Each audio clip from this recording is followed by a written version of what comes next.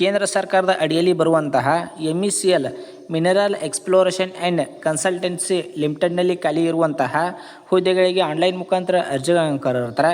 Total ಆಗಿ ಇದರಲ್ಲಿ 108 ಪೋಸ್ಟ್ಗಳ ಖಾಲಿ ಇದ್ದಿರ್ತವೆ.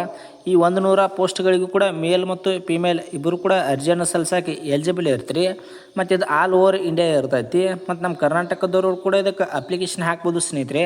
ಅದನ್ನು ಯಾವ ರೀತಿಯಾಗಿ ನೀವು ಅಪ್ಲಿಕೇಶನ್ ಹಾಕ್ಬೋದು ಮತ್ತು ಅದಕ್ಕೆ ಸೆಲೆಕ್ಷನ್ ಪ್ರೊಸೆಸ್ ಯಾವ ರೀತಿಯಾಗಿ ಇರ್ತೈತಿ ಎಲ್ಲವೂ ಪ್ರತಿಯೊಂದು ಮಾಹಿತಿಯನ್ನು ಈ ವಿಡಿಯೋದಲ್ಲಿ ತಿಳಿಸ್ಕೊಡ್ತಾರೆ ಬನ್ನಿ ಸ್ನೇಹಿತರೆ. ಇಲ್ಲಿ ನೋಡ್ಬೋದು 3/6/2025 ಇದು MECL ಅವರಿಂದ ನೋಟಿಫಿಕೇಶನ್ ರಿಲೀಸ್ ಮಾಡಿರ್ತಾರೆ ಮತ್ತು ಅವತ್ತೈದು ಅಪ್ಲಿಕೇಶನ್ ಡೇಟ್ ಸ್ಟಾರ್ಟ್ ಆಗಿರ್ತೈತಿ ಸ್ನೇಹಿತರೆ. ಒಂದೊಂದಾಗಿ ನೋಡ್ತಾ ಹೋಗೋದಾದರೆ ಯಾವ ರೀತಿ ಪೋಸ್ಟ್ಗಳದಾವ ಅಂತ ನೋಡ್ಬೋದು.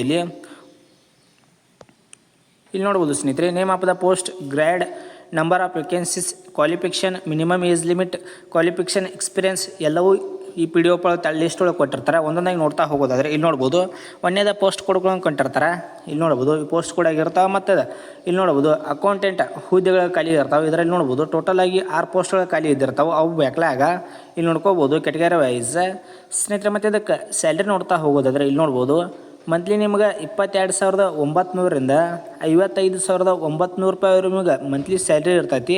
ಮತ್ತು ಇದಕ್ಕೆ ಅಪ್ಲಿಕೇಶನ್ ಹಾಕೋಕೆ ಕ್ವಾಲಿಫಿಕೇಷನ್ ನೋಡ್ತಾ ಹೋಗೋದಾದರೆ ಇಲ್ಲಿ ನೋಡ್ಬೋದು ಗ್ರ್ಯಾಜುಯೇಟ್ ಅಥವಾ ಪೋಸ್ಟ್ ಗ್ರ್ಯಾಜುಯೇಟ್ ಕಂಪ್ಲೀಟ್ ಆದವರು ಇದ್ರ ಜೊತೆಗೆ ಇಂಟರ್ಮೀಡಿಯೇಟ್ ಪಾಸ್ ಆಗಿರಬೇಕು. CA ಅಥವಾ ICAA ಪಾಸಾದವರು ಇದಕ್ಕೆ ಅಕೌಂಟೆಂಟ್ ಹುದ್ದೆಗಳಿಗೆ ಇದಕ್ಕೆ ಅಪ್ಲಿಕೇಶನ್ ಹಾಕ್ಬೋದು. ಅದ್ರ ಜೊತೆಗೆ ಇಲ್ಲಿ ನೋಡ್ಬೋದು ನಿಮ್ಗೆ 3 ವರ್ಷ ಎಕ್ಸ್ಪೀರಿಯೆನ್ಸ್ ಇರಬೇಕು. ಮತ್ತು ಏಜ್ ಲಿಮಿಟ್ ನೋಡ್ತಾ ಹೋಗೋದಾದರೆ ಇದಕ್ಕೆ ಮಿನಿಮಮ್ 20 ವರ್ಷ ವಯಸ್ಸಿರಬೇಕು. ಇಲ್ಲಿ ನೋಡ್ಬೋದು 18 ವರ್ಷ ಏನಿರಂಗಿಲ್ಲ, ಮಿನಿಮಮ್ ಇದಕ್ಕೆ 20 ವರ್ಷ ವಯಸ್ಸಿದ್ದಿರ್ತೈತಿ. ಮತ್ತು ಮ್ಯಾಕ್ಸಿಮಮ್ ನೋಡ್ತಾ ಹೋಗೋದಾದರೆ ಇಲ್ಲಿ ನೋಡ್ಬೋದು ಮ್ಯಾಕ್ಸಿಮಮ್ ನಿಮಗೆ 30 ವರ್ಷ ವಯಸ್ಸನ್ನು ಕೊಟ್ಟಿರ್ತಾರೆ. ಇದ್ರ ಜೊತೆಗೆ ಏಜ್ ರಿಲ್ಯಾಕ್ಷನ್ ಕೂಡ ಇರ್ತೈತಿ. ಇಲ್ಲಿ ನೋಡ್ಬೋದು ಸ್ನೇಹಿತರೆ, SC ST ವರ್ಗದ ಅಭ್ಯರ್ಥಿಗಳಿಗೆ 5 ವರ್ಷ ವಯಸ್ಸಿನಲ್ಲಿ ಸಡಲಿಕೆ ಇರ್ತೈತಿ. ಮತ್ತು OBC ಅವ್ರು ಇದ್ರಂದ್ರೆ ಅವರಿಗೆ 3 ವರ್ಷ ವಯಸ್ಸಿನ ಸಡಲಿಕೆಯನ್ನು ಕೊಟ್ಟಿರ್ತಾರೆ.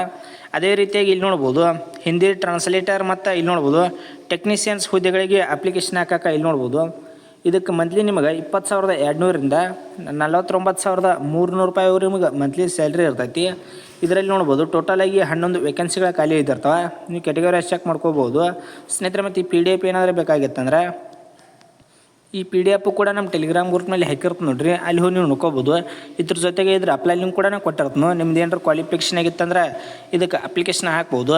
ಇಲ್ಲಿ ನೋಡ್ಬೋದು ಅಪ್ಲಿಕೇಶನ್ ಹಾಕೋಕೆ ಕ್ವಾಲಿಫಿಕೇಷನ್ ನೋಡ್ತಾ ಹೋಗೋದಾದರೆ ಒಂದೇದು ನೀವು 10ನೇ ತರಗತಿ ಪಾಸಾಗಿರಬೇಕು. ವಿತ್ ಅದ್ರ ಜೊತೆಗೆ ITI ಇನ್ ಸರ್ವೆ ಅಥವಾ ಡ್ರಾಫ್ಟ್ಸ್ಮನ್, ITIನಲ್ಲಿ ಸರ್ವೆ ಅಥವಾ ಡ್ರಾಫ್ಟ್ಸ್ಮನ್ ಸಿವಿಲ್ ಈ ರೀತಿಯಾಗಿ ಏನಾದರೂ ಕಂಪ್ಲೀಟ್ ಮಾಡಿದ್ದಾನಂದ್ರೆ ಈ ಟೆಕ್ನಿಷಿಯನ್ಸ್ ಹುದ್ದೆಗಳಿಗೆ ಇದಕ್ಕೆ ಅಪ್ಲಿಕೇಶನ್ ಹಾಕ್ಬೋದು. ಇದ್ರ ಜೊತೆಗೆ ಎಕ್ಸ್ಪೀರಿಯನ್ಸ್ ಕೂಡ ಇರಬೇಕು. ಇದ್ರ ಜೊತೆಗೆ ಇದಕ್ಕೂ ಕೂಡ 3 ವರ್ಷ ಎಕ್ಸ್ಪೀರಿಯನ್ಸ್ ಇರಬೇಕು. ಇದಕ್ಕೂ ಕೂಡ ಗರಿಷ್ಠ 30 ವರ್ಷ ವಯಸ್ಸಿದ್ದಿರ್ತೈತಿ. ಮತ್ತು ಟೆಕ್ನಿಷಿಯನ್ಸ್ ಇಲ್ಲಿ ನೋಡ್ಬೋದು ಸಪ್ಲಿಂಗ್ನಲ್ಲಿ ಇದರಲ್ಲಿ ಕೂಡ ಟೋಟಲ್ ಆಗಿ 2 ವೇಕೆನ್ಸಿಗಳ ಖಾಲಿ ಇದ್ದಿರ್ತಾವೆ. ಇದಕ್ಕೆ ಸ್ಯಾಲ್ರಿ ನೋಡ್ತಾ ಹೋದಾದರೆ ಮಂತ್ಲಿ ನಿಮಗೆ 22,200ರಿಂದ 49,300 ರೂಪಾಯಿವರೆಗೂ ನಿಮಗೆ ಮಂತ್ಲಿ ಸ್ಯಾಲ್ರಿ ಇರ್ತೈತಿ. ಇದಕ್ಕೆ ಅಪ್ಲಿಕೇಶನ್ ಹಾಕೋಕೆ ಕ್ವಾಲಿಫಿಕೇಷನ್ ನೋಡ್ತಾ ಹೋಗೋದಾದರೆ ಇಲ್ಲಿ ನೋಡ್ಬೋದು ಸ್ನೇಹಿತರೆ BSc ಕಂಪ್ಲೀಟ್ ಮಾಡಿದಂಥ ಅಭ್ಯರ್ಥಿಗಳು ಇದಕ್ಕೆ ಅಪ್ಲಿಕೇಶನ್ ಹಾಕ್ಬೋದು. ಇದಕ್ಕೂ ಕೂಡ 3 ವರ್ಷ ಎಕ್ಸ್ಪೀರಿಯೆನ್ಸ್ ಇರಬೇಕು. ಇಲ್ಲಿ ನೋಡ್ಬೋದು 5ನೇ ಪೋಸ್ಟ್ ನೋಡ್ಬೋದು ಇಲ್ಲಿ ಟೆಕ್ನಿಷಿಯನ್ಸ್ ಲ್ಯಾಬ್ರೋಟರಿ ಇದರಲ್ಲಿ ಕೂಡ ನೋಡ್ಬೋದು ಟೋಟಲ್ ಆಗಿ 3 ಪೋಸ್ಟ್ಗಳ ಖಾಲಿ ಇದ್ದಿರ್ತಾವೆ ಬ್ಯಾಕ್ಲಾಗ್ ಒಳಗೆ. ಇಲ್ಲಿ ನೋಡ್ಬೋದು ಮಂತ್ಲಿ ನಿಮಗೆ 20,200ರಿಂದ 49,300 ರೂಪಾಯಿವರೆಗೂ ಮಂತ್ಲಿ ಸ್ಯಾಲರಿ ಇರ್ತೈತಿ.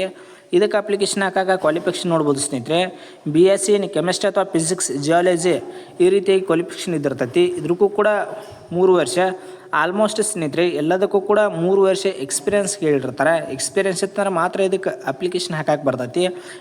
ನಿಮಗೇನಾದ್ರೂ ಎಕ್ಸ್ಪೀರಿಯೆನ್ಸ್ ಇದ್ದಿದ್ದಿಲ್ಲ ಅಂದರೆ ಇದಕ್ಕೆ ಅಪ್ಲಿಕೇಶನ್ ಹಾಕಕ್ಕೆ ಬರೋಂಗಿಲ್ಲ. ಯಾಕಂದ್ರೆ ಏನಾದರೂ ನಿಮ್ಗೆ ಎಕ್ಸ್ಪೀರಿಯೆನ್ಸ್ ಇತ್ತಂದ್ರೆ ಇಲ್ಲ ಅಂತೇಳಿ ಸ್ಕಿಲ್ ಟೆಸ್ಟ್ ಇರ್ತೈತಿ, ಅವಾಗ ಚೆಕ್ ಮಾಡ್ತಾರೆ. ಅಲ್ಲಿ ನಿಮ್ಗೆ ಡೈರೆಕ್ಟ್ ರಿಜೆಕ್ಟ್ ಮಾಡೋ ಚಾನ್ಸಸ್ ಇರ್ತೈತಿ. ಅದಕ್ಕಾಗಿ ಯಾರಿಗೆ ಎಕ್ಸ್ಪೀರಿಯೆನ್ಸ್ ಇರ್ತೈತಿ ಅಂಥವ್ರು ಮಾತ್ರ ಇದಕ್ಕೆ ಅಪ್ಲಿಕೇಶನ್ ಹಾಕೋರಿ. ಇಲ್ಲಿ ನೋಡ್ಬೋದು ಸ್ನೇಹಿತರೆ ಇವೆಲ್ಲ ನೀವು ನೋಡ್ಕೋಬೋದು. ಎಲ್ಲವೂ ಈ PDF ನಮ್ಮ ಟೆಲಿಗ್ರಾಮ್ ಗ್ರೂಪ್ನಲ್ಲಿ ಹಾಕಿರ್ತ ನೋಡ್ರಿ, ಅಲ್ಲಿ ಹೋಗಿ ಕ್ವಾಲಿಫಿಕೇಷನ್ನ ಮತ್ತು ಪೋಸ್ಟ್ ಕ್ಯಾಟಗರೀಸ್ ಪೋಸ್ಟ್ಗಳನ್ನ ಚೆಕ್ ಮಾಡ್ಕೊಂಡು ಇದಕ್ಕೆ ಅಪ್ಲಿಕೇಶನ್ ಹಾಕೋರಿ. ಇಲ್ಲಿ ನೋಡ್ಬೋದು ಸ್ನೇಹಿತರೆ ಸ್ಟೆನೋಗ್ರಾಫರ್ ಈ ರೀತಿಯಾಗಿ ಹಲವಾರು ರೀತಿ ಹುದ್ದೆಗಳನ್ನು ಕರೆದಿರ್ತಾರೆ. ಅದ್ರ ಜೊತೆಗೆ ಅಸಿಸ್ಟೆಂಟ್ ಹಿಂದಿ ಮತ್ತು ಇಲ್ಲಿ ನೋಡ್ಬೋದು ಎಲೆಕ್ಟ್ರಿಷಿಯನ್ ಇದಕ್ಕೂ ಕೂಡ ನೋಡ್ಬೋದು. ಇಲ್ಲಿ ಎಲೆಕ್ಟ್ರಿಷಿಯನ್ ಹುದ್ದೆಗಳಿಗೆ ಇಲ್ಲಿ ನೋಡ್ಬೋದು ಟೋಟಲಾಗಿ 1 ಪೋಸ್ಟ್ ಖಾಲಿ ಇದ್ದಿರ್ತೈತಿ. ಇದಕ್ಕೆ ನೋಡ್ಬೋದು ಮೆಟ್ರಿಕುಲೇಷನ್ ಪ್ಲಸ್ ITI ವಿತ್ ಅದ್ರ ಜೊತೆಗೆ ವೈರ್ಮೆಂಟ್ ಸರ್ಟಿಫಿಕೇಟ್ ಹೊಂದಿರಬೇಕು. ಇದಕ್ಕೂ ಕೂಡ 3 ವರ್ಷ ವಯಸ್ಸು 3 ವರ್ಷ ಎಕ್ಸ್ಪೀರಿಯೆನ್ಸ್ ಇರಬೇಕು. ಇವೆಲ್ಲ ನಾವು ನೋಡ್ಕೋಬೋದು. ಮಷಿನಿಸ್ಟ್ ಹಲವಾರು ರೀತಿ ಪೋಸ್ಟ್ಗಳು ಕರೆದಿರ್ತಾರೆ. ಇಲ್ಲಿ ನೋಡ್ಬೋದು ಟೋಟಲ್ ಆಗಿ 15 ಪೋಸ್ಟ್ಗಳು ಇದ್ದಿರ್ತಾವೆ. ಇಲ್ಲಿ ನೋಡ್ಬೋದು 15 ಪೋಸ್ಟ್ಗಳಿಗೆ ಕ್ವಾಲಿಫಿಕೇಷನ್ ಬೇರೆ ಬೇರೆ ರೀತಿಯಾಗಿರ್ತೈತಿ. ಇವೆಲ್ಲ ನೀವು ನೋಡ್ಕೋಬೋದು. ನೋಡ್ಕೊಂಡು ಇದಕ್ಕೆ ಅಪ್ಲಿಕೇಶನ್ ಹಾಕೋರಿ. ಇಲ್ಲಿ ನೋಡ್ಬೋದು ಜೂನಿಯರ್ ಡ್ರೈವರ್ ಹುದ್ದೆಗಳಲ್ಲಿ ಟೋಟಲ್ ಆಗಿ 6 ವೇಕೆನ್ಸಿಗಳ ಖಾಲಿ ಇದಿರ್ತಾವೆ. ಇವು ಫ್ರೆಶ್ ವೇಕೆನ್ಸಿಗಳು ನೋಡ್ಬೋದು. ಕ್ಯಾಟಗರಿ ವೈಸ್ ಚೆಕ್ ಮಾಡ್ಕೊರಿ ಸ್ನೇಹಿತರೆ. ಇದಕ್ಕೆ ಸ್ಯಾಲ್ರಿ ನೋಡ್ಬೋದು. ಇಲ್ಲಿ ಮಂತ್ಲಿ ನಿಮ್ಗೆ 19,600ರಿಂದ 47,900 ರೂಪಾಯಿವರೆಗೆ ನಿಮ್ಗೆ ಮಂತ್ಲಿ ಸ್ಯಾಲ್ರಿ ಇರ್ತೈತಿ ಸ್ನೇಹಿತರೆ. ಮತ್ತು ಇದಕ್ಕೆ ಅಪ್ಲಿಕೇಶನ್ ಹಾಕಕ್ಕೆ ಕ್ವಾಲಿಫಿಕೇಷನ್ ನೋಡ್ಬೋದು. ಇಲ್ಲಿ 10ನೇ ತರಗತಿ ಪಾಸಾಗಿರಬೇಕು ವಿತ್ ಹೆವಿ ಮೋಟರ್ ಲೈಸೆನ್ಸ್ ಇತ್ತಂದ್ರೆ ಇದಕ್ಕೆ ಅರ್ಜಿನ ಹಾಕ್ಬೋದು. ಇದಕ್ಕೂ ಕೂಡ 3 ವರ್ಷ ಎಕ್ಸ್ಪೀರಿಯೆನ್ಸ್ ಇರಬೇಕು. ಈ ರೀತಿಯಾಗಿ ಕ್ವಾಲಿಫಿಕೇಷನ್ ಇದ್ದಿರ್ತೈತಿ. ಮತ್ತು ಏಜ್ ಲಿಮಿಟ್ ನೋಡೋದು ಮ್ಯಾಕ್ಸಿಮಮ್ ಎಲ್ಲದಕ್ಕೂ ಕೂಡ 30 ವರ್ಷ ಇದ್ದಿರ್ತೈತಿ. ಮತ್ತು ಮಿನಿಮಮ್ ಎಲ್ಲದಕ್ಕೂ ಕೂಡ 20 ವರ್ಷ ಈ ರೀತಿಯಾಗಿ ವಯಸ್ಸು ಇದ್ದಿರ್ತೈತಿ. ಮತ್ತು ಆಗಲೇ ತಿಳಿಸಿಕೊಟ್ಟಂತೆ 5 ವರ್ಷ SC/ST ಅವರಿಗೆ ವಯಸ್ಸಿನ ಸಡಿಲಿಕೆ ಇದ್ದಿರ್ತೈತಿ. ಮತ್ತು 3 ವರ್ಷ OBC-ದವರಿಗೆ ವಯಸ್ಸಿನ ಸಡಿಲಿಕೆ ಇದ್ದಿರ್ತೈತಿ ಸ್ನೇಹಿತರೆ. ಮತ್ತು ಇದರ ಅಪ್ಲೈ ಲಿಂಕ್ ಕೂಡ ನಮ್ಮ ಟೆಲಿಗ್ರಾಮ್ ಗ್ರೂಪ್ನಲ್ಲಿ ಹಾಕಿರ್ತೀನಿ ನೋಡ್ರಿ. ಅಲ್ಲಿ ನೀವು ನೋಡ್ಕೋಬೋದು. ಇಲ್ಲಿ ನೋಡ್ಬೋದು ಸೆಲೆಕ್ಷನ್ ಪ್ರೊಸೆಸ್ ಯಾವ ರೀತಿಯಾಗಿ ಇರ್ತೈತಿ ಅಂತ ನೋಡ್ತಾ ಹೋಗೋದಾದರೆ, 1ನೇದು ಸ್ಕ್ರೀನಿಂಗ್ ಟೆಸ್ಟ್ ಇರ್ತೈತಿ, 2ನೇದು ರಿಟನ್ ಎಕ್ಸಾಮಿನೇಷನ್ ಇರ್ತೈತಿ, 3ನೇದು ನೋಡ್ಬೋದು ಇಲ್ಲಿ 3ನೇದು ಡಾಕ್ಯುಮೆಂಟ್ ವೆರಿಫಿಕೇಷನ್ ಇರ್ತೈತಿ, 4ನೇದು ಸ್ಕಿಲ್ ಅಥವಾ ಟ್ರೇಡ್ ಟೆಸ್ಟ್ ಇರ್ತೈತಿ. ಈ ರೀತಿಯಾಗಿ 4 ರೀತಿಯಾಗಿ ಸೆಲೆಕ್ಷನ್ ಪ್ರೊಸೆಸ್ ಇರ್ತೈತಿ ಸ್ನೇಹಿತರೆ. ಮತ್ತು ಇದರ ಅಪ್ಲೈ ಲಿಂಕ್ ನಮ್ಮ ಟೆಲಿಗ್ರಾಮ್ ಗ್ರೂಪ್ನಲ್ಲಿ ಹಾಕಿರ್ತೀನಿ ನೋಡ್ರಿ.